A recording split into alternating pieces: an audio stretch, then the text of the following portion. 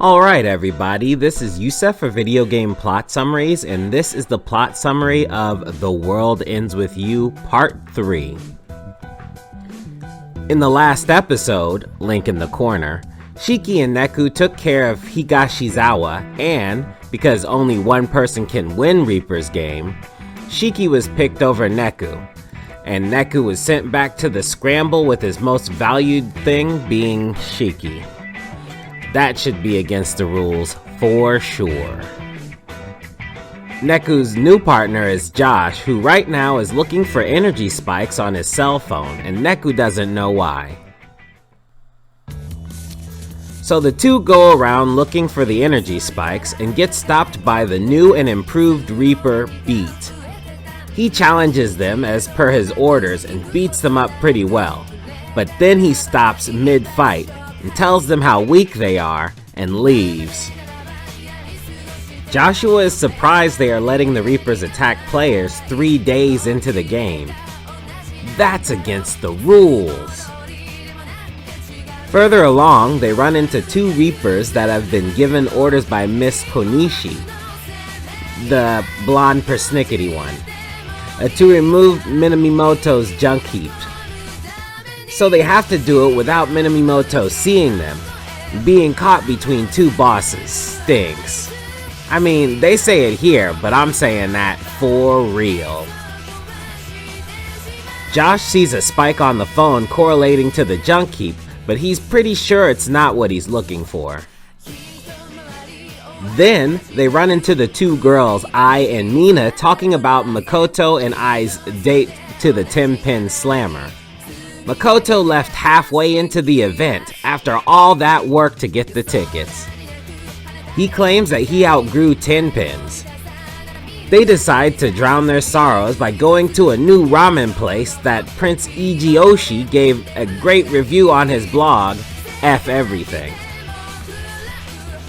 Because it's on the way, the team run into the ramen place the girls were talking about.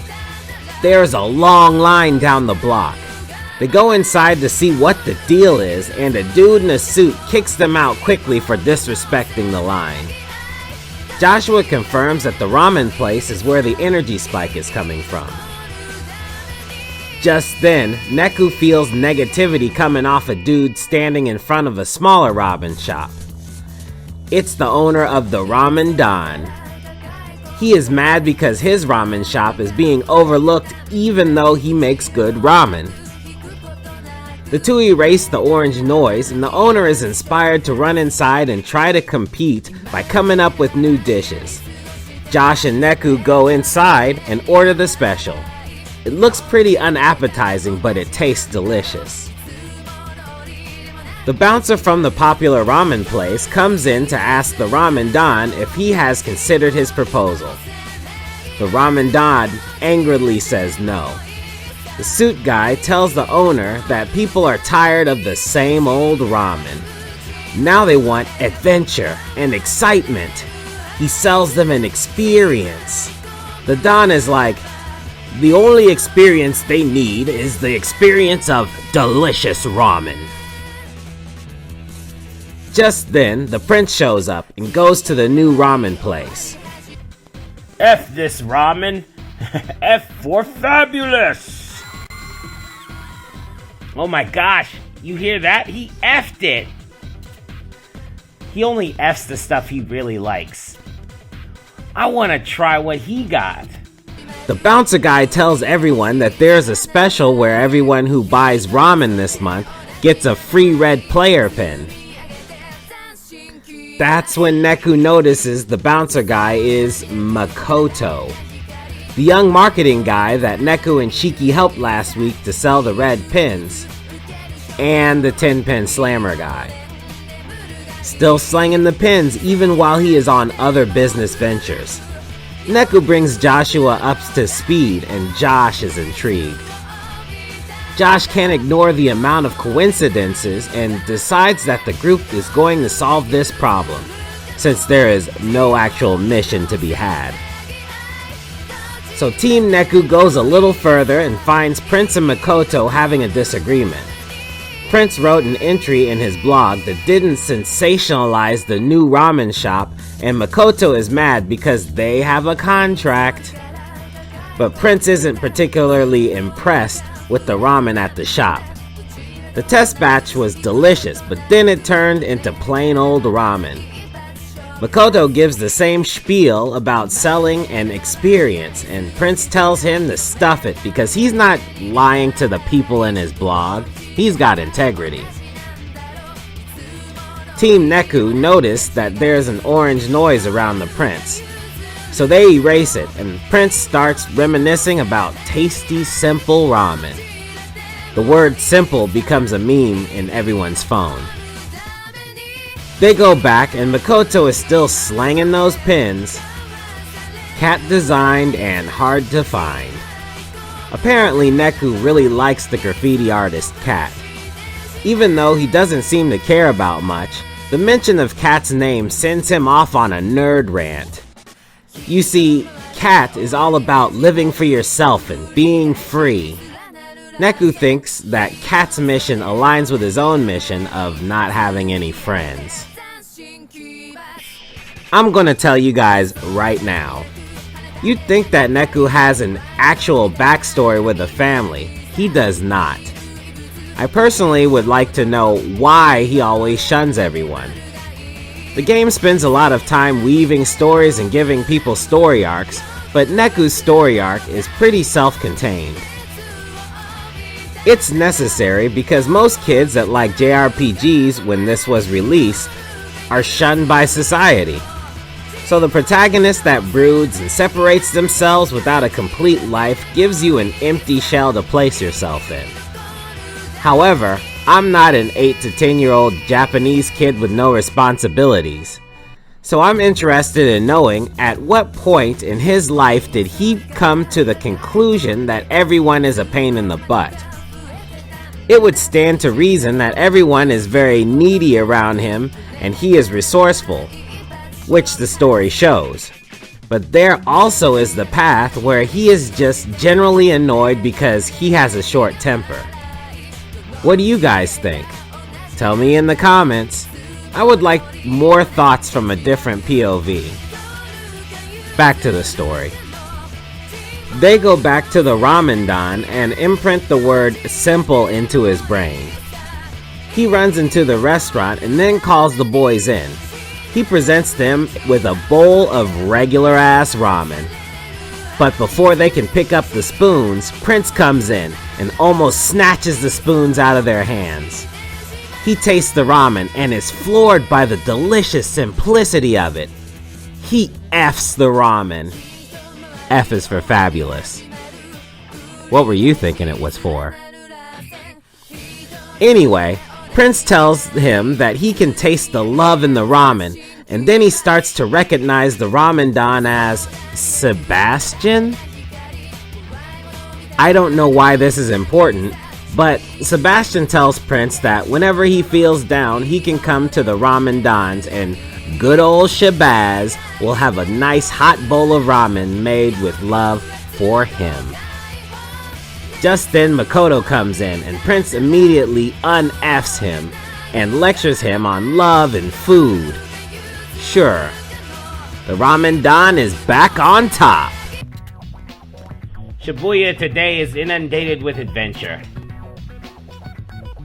And when all anybody offers is something different, you get hungry for the familiar. It's comforting. Love has always been the world's best secret ingredient. Gotta fill more than just your belly.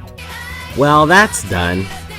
The pins spread out with the customers and dissipate the signal, and Joshua states that it wasn't what they were looking for anyway.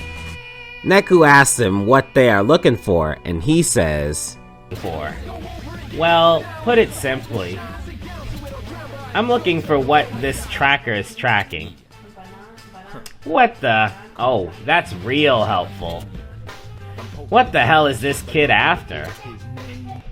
So with that done, and no real mission, they finish the day. The fourth day starts with Neku and Joshua doing the 10-pin game. Neku wins and thus wins the right to stall the group for an hour. He's up to something.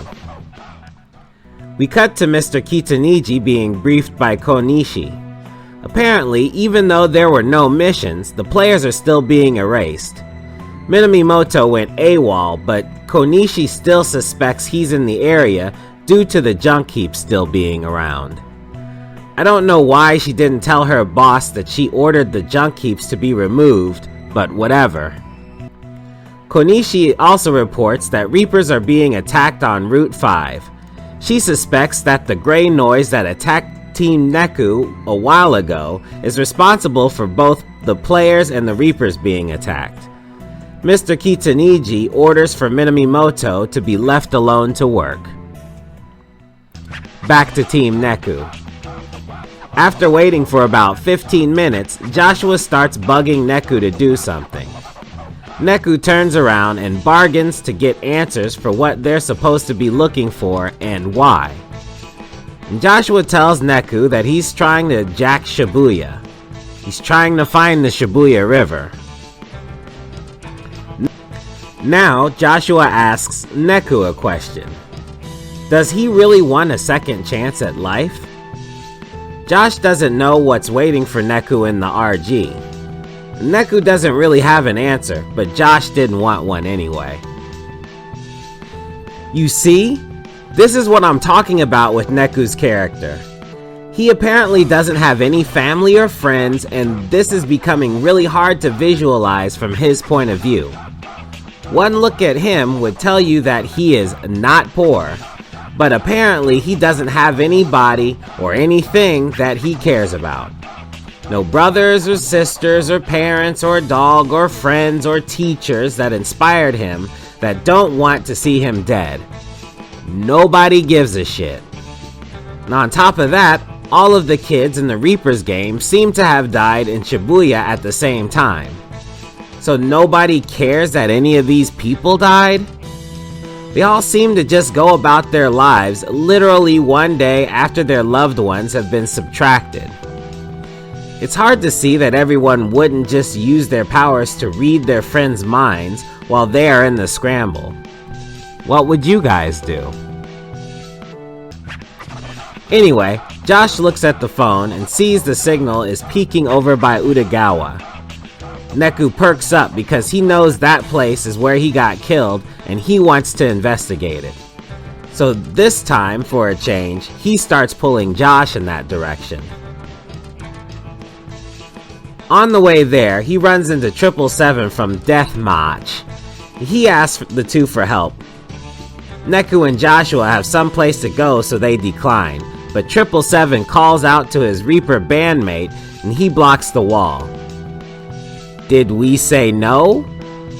We meant yes. Apparently, Deathmatch has lost a microphone with black wings. 777 says they finished the concert and then he got a phone call telling him to go to Kadoi. He leaves the mic and goes there, comes back and the mic is gone. He thinks BJ took it because they have been fighting about who gets to sing vocals. BJ in the black found Tenho in the red's phone, but when asked where he found it, he says Spain Hill, but seems embarrassed about it. The two go to the phone where Josh reveals his phone can take pictures that show that place in the past. It was the other feature Hanekoma installed. He takes 3 pics. He has a 3-shot per day limit. At 1:45, it shows nothing. 1:55 shows the mic in the phone. And 2:02, that shows BJ holding Tenho's phone and a megaphone. They go back with the evidence and confront BJ. Josh explains that it's the phone booth of love, and you gotta call who you love and confess your feelings.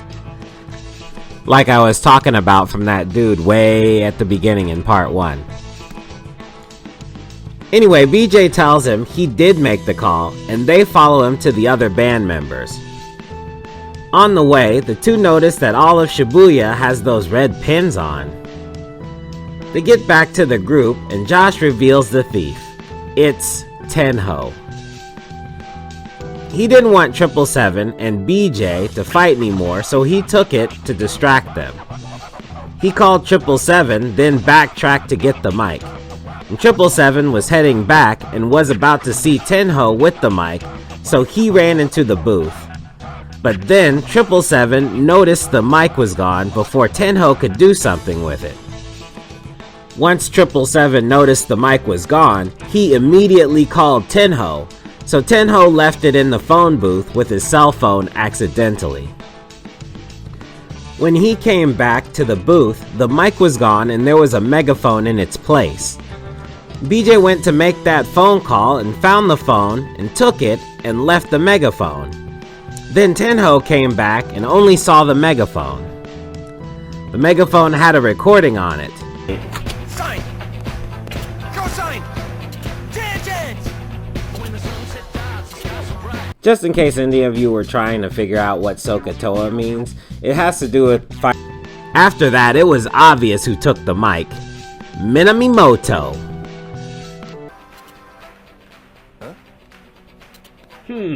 Why hello. This mic is Zeta sexy. Perfect for my opus. Here, we'll call it a trade. Josh surmises that he took it for his stupid junk heap that they are standing next to. So the Reapers start digging through it and let the two go. Incidentally, later in the story, Neku asks 777 if he found the microphone, and they didn't find the microphone. After being finally let free, Team Neku takes about 2 steps and out pops Beat. When they fight him, they lose again. But he doesn't erase them. He just tells them they suck. When he leaves, he drops his sister's necklace. Neku picks it up to give back to Beat the next time he sees him. With that out of the way, the two go to Utagawa and see Minamimoto working out an art equation. He finishes and leaves without noticing Josh and Neku. Upon inspection, Josh is perplexed because the artwork is sitting in a place where his phone says the energy is spiking. Neku points out that he doesn't see a river anywhere, let alone Shibuya River. They decide to further investigate by the mural. When they leave, Yashiro and Korea show up to investigate as well. Korea recognizes the artwork as a taboo sigil. Even though the sigil is not used yet, they surmise that Minamimoto is the one that is creating the taboo noise that is attacking the Reapers and the players simultaneously. Korea tells Yashiro to go report it while he goes to investigate something else. Back to Neku and Josh, they are looking at Kat's mural. Josh mentions that Neku is giving him deja vu. That's Neku's cue to scan Josh.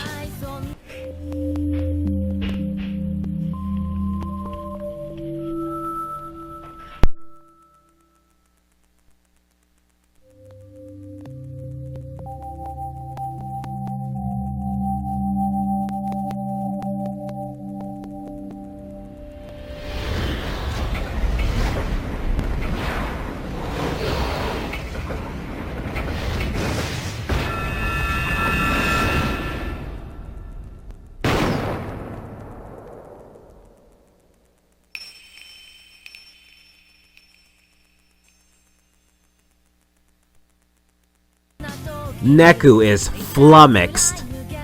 Why would Josh come looking for him? He doesn't say anything for now though. The 5th day, Josh is talking to Mr. H because he thinks that his phone app isn't working properly. When he gets off the phone, Neku asks him what jacking Shibuya even means. And he's dead serious about knowing the answer too. Josh relents and explains that he is trying to find the composer who has control of Shibuya, and the composer is at the Shibuya River. Was that so hard? So all those times when Minamimoto jumped out and called them those crazy math names, that was mostly directed towards Josh and not Neku.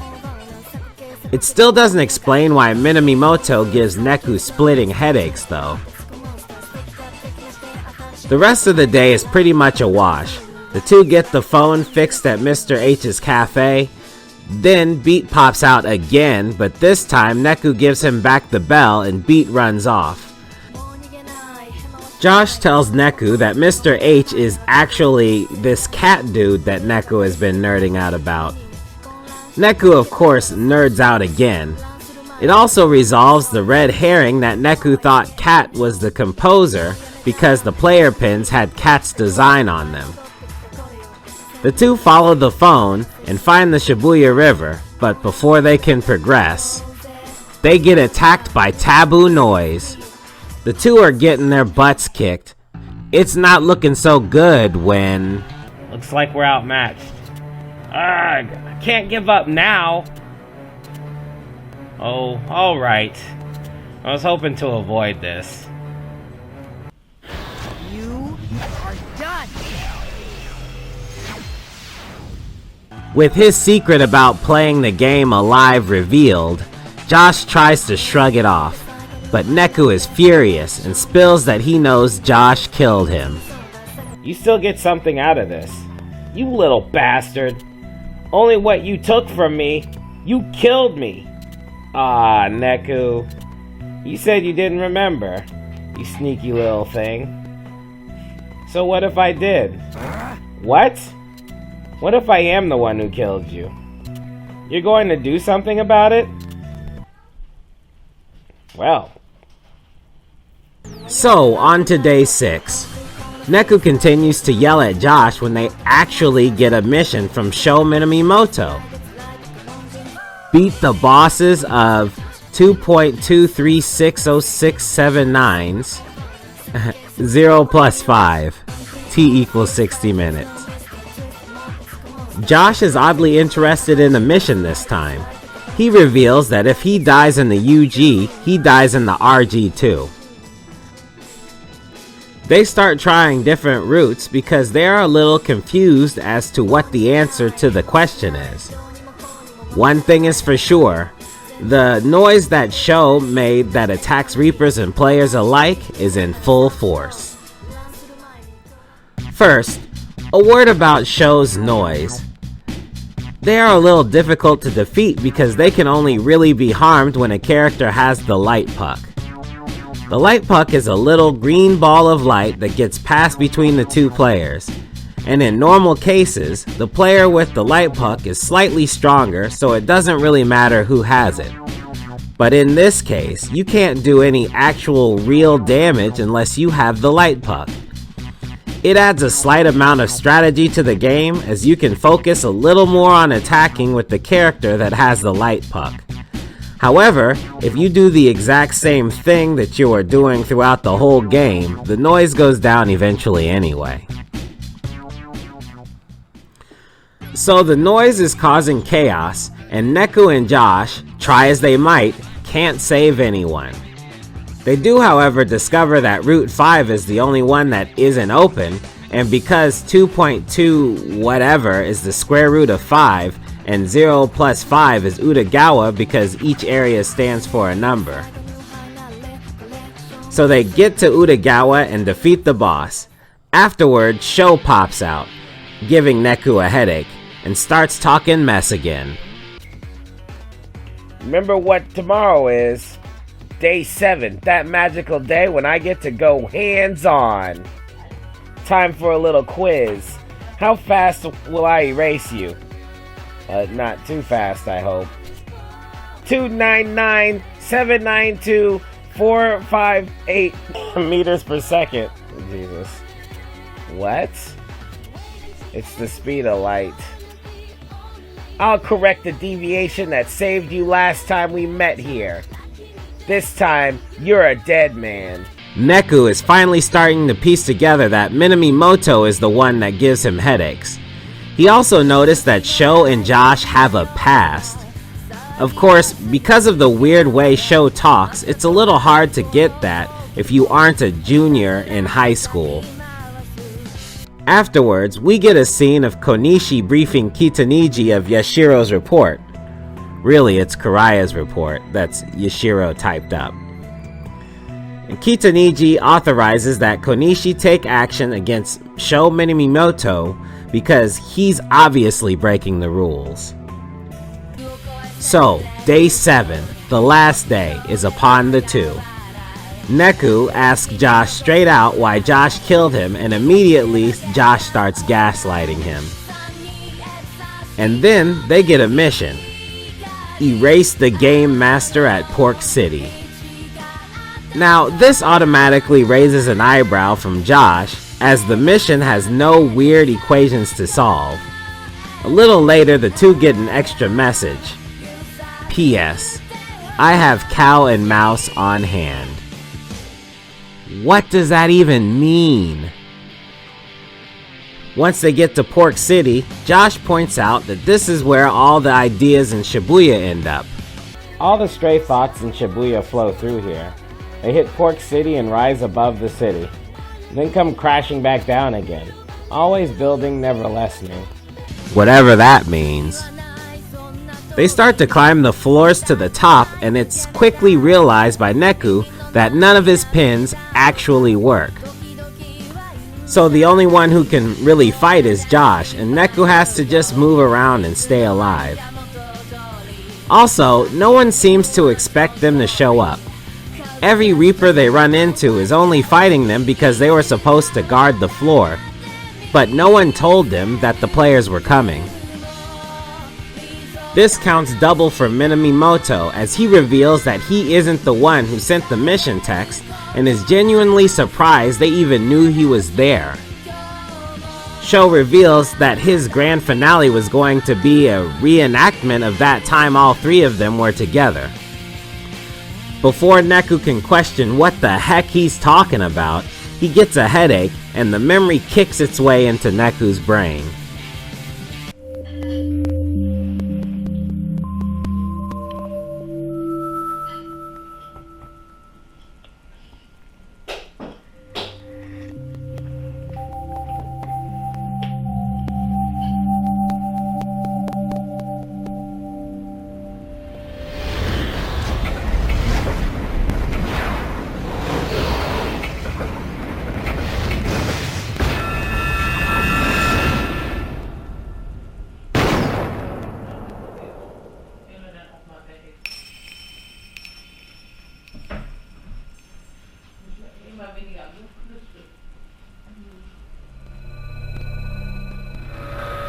I blew it.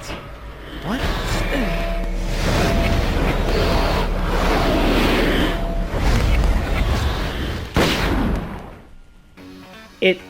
It was you? Neku, you killed me? You stole my life! I've had enough chatter. Come get derived. This time I'm eradicating you from my spatial coordinates. Drown in the sea of imaginary numbers. Alright, let's go.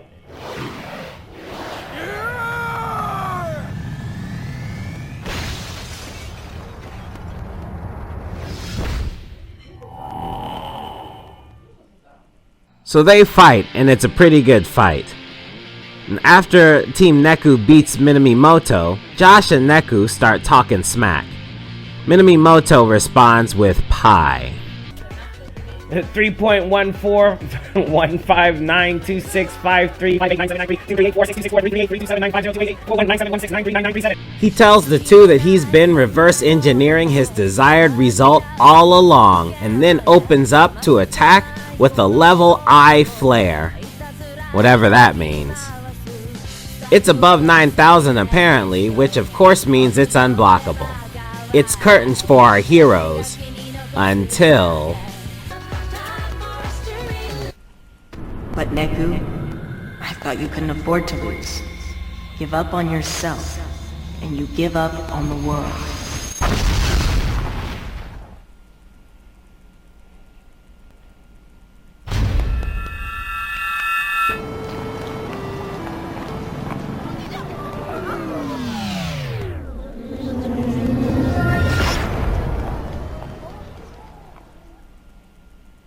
Yup, that just happened. Alright, y'all, I didn't really want to mess with the script I wrote, but I thought I would try my hand in figuring out what the eye level flare was. And it has to do with imaginary numbers. So let me see if I can flex my engineering degree from a school that doesn't exist anymore. The basic gist of it is that you can't find the square root of a negative number. So in order to get the number to not be negative, you make the square root of -1 into I. And then you have a square root of a regular number. Like say square root of 9 is 3. The square root of -9 is 3i. Alright, for every regular number, there is a negative number that cannot be square rooted, and that is an imaginary number.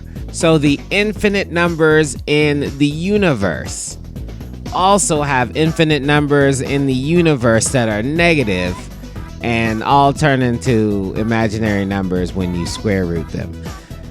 Thus, your level I flare is pretty much an infinite technique. Fair enough? And that's what Minamoto meant when he said, drown in the sea of imaginary numbers.